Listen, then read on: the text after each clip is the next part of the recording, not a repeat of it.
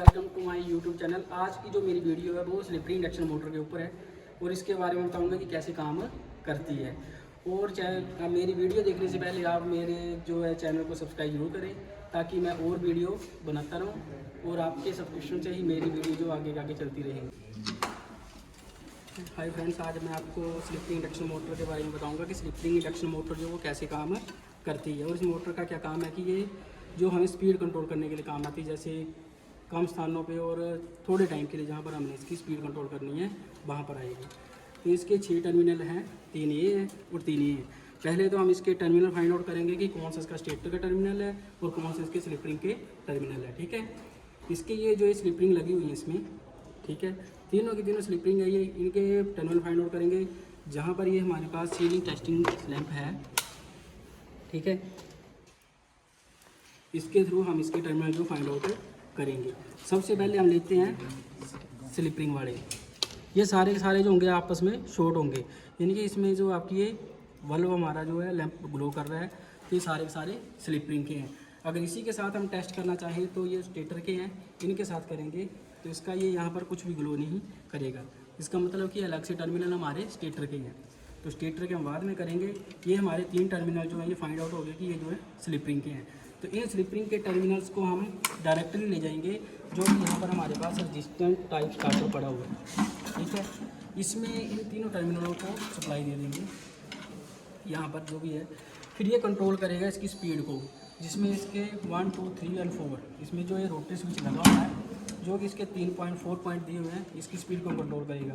जैसे नंबर 1 पे इसकी स्पीड बहुत ही कम होगी, 2 पे थोड़ी ज़्यादा हो जाएगी, 3 पे और ज़्यादा और 4 पे और ही ज़्यादा। यानी कि 1 नंबर पे जब इसकी स्पीड होगी वो रजिस्टेंस इसकी हाई होगी तो स्पीड इसकी जो है कम होगी।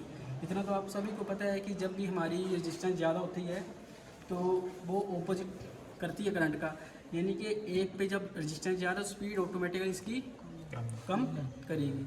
जब 2 पे चले जाएंगे तो इसकी रजिस्टेंस थोड़ी सी कम हो जाएगी और स्पीड नॉर्मली थोड़ी सी ज़्यादा हो जाएगी। ठीक है, इसके अंदर हम बता देते हैं कि क्या है क्या नहीं है।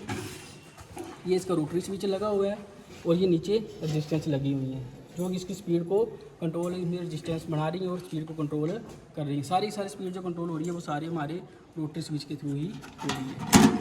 ठीक है, तो हम फाइंड आउट करेंगे आपके जो इसके स्टेटर के वहाँ के टर्मिनल हैं। और ये स्टेटर के वाकई जो टर्मिनल है ये 3 वायर हैं, 3 फेज इसमें आएंगे। बट इसकी जो वाइंडिंग अंदर स्टेटर में ये सारी की सारी आपकी स्टार और डेल्टा में की हुई होगी और इसके सारे के सारे टर्मिनल आपस में ब्लिंक करेंगे, आपस में ग्लो करेंगे।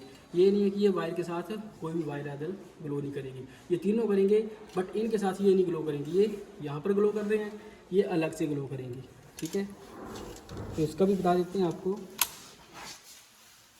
करना जरा इनको।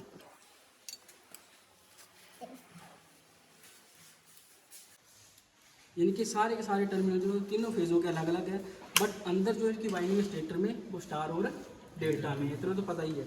अब हम इसके कनेक्शन करेंगे जो कि इसमें 3 फेज सप्लाई डायरेक्टली देंगे जो है अभी ये सप्लाई है।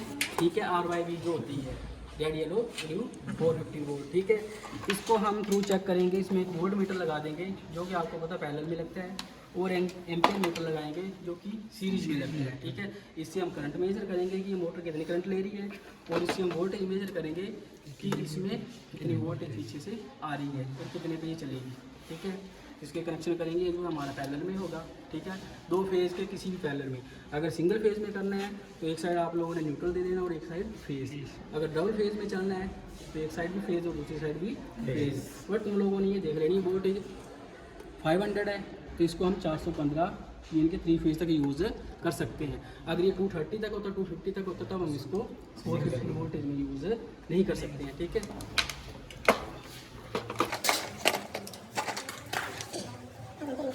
पता है कुछ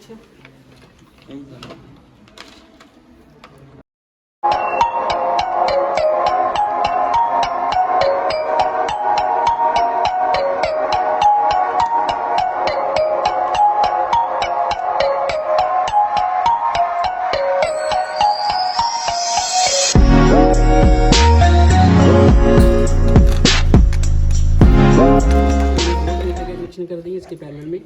ठीक ठीक है, 2 फेज भी दे दिए और डायरेक्ट इसको सप्लाई जो आपकी 3 फेज की जहाँ पर मशीन में जाएगी वो चली गई है। और ये हमने एम्पेयर मीटर में सिंगल 1 फेज कोई भी इसके सीरीज में लगा दी। सप्लाई को हम जो है आपके जो स्टार्टर हमारे पास उसमें कर देंगे, जहाँ से कंट्रोल करेंगे मशीन हमारी इसको लगा।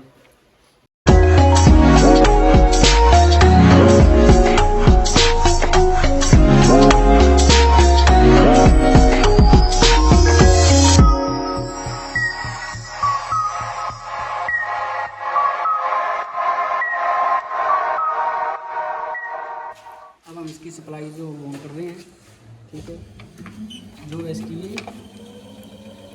ठीक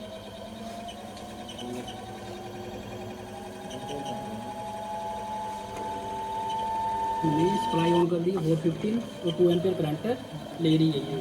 तो अभी जो हमारी 1 नंबर पे यहाँ पर ठीक है, ठीक है, मोटर जो हमारी रोटेट कर ली है। जैसे जैसे हम रोटरी स्विच को घुमाते जाएंगे ये इस मोटर का स्पीड जो थोड़ी सी बढ़ाती जाएगी, जैसे जैसे इसकी स्पीड कम होती जाएगी स्लिपिंग पे, और उस हिसाब से मोटर की जो है स्पीड जो आपकी बढ़ती जाएगी। ये स्लिपिंग रिडक्शन मोटर का प्रैक्टिकल डायग्राम, ठीक है। तो इसमें क्या है कि तुम आप लोगों को पता है कि स्टेटर वाइंडिंग 3 फेज आए हुए हैं, और जो रोटर है रोटर की स्लिपिंग जो है वो किसी रजिस्टेंस टाइप कांटे के साथ लगी हुई है, ताकि इसकी स्पीड जो हो हम कंट्रोल कर सकें, ठीक है।